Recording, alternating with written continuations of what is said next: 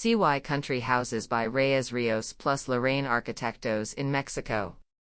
CY Country Houses is a private residential refuge organized as a complex that has also been designed for hospital use.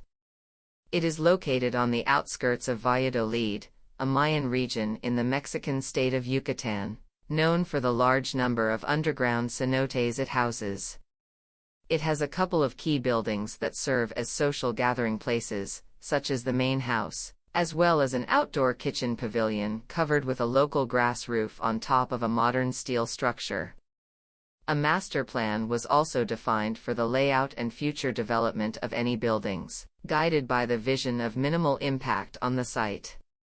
In this sense, the main buildings, the two houses, and the service headquarters have been carefully located in previously deforested areas due to recent agricultural activities. In fact, the main house is built on an old agricultural field, so we decided to remove the thin layer of remaining soil, leaving the unusually exposed natural face of the stone and thus revealing the nature of the landscape of the entire Yucatán Peninsula. An east-west design axis that connects the two cenotes belonging to the property was established to organize the placement of the buildings in response to the objective of creating a strong sense of connection, as well as a respectful sense of belonging to the nature of the sites.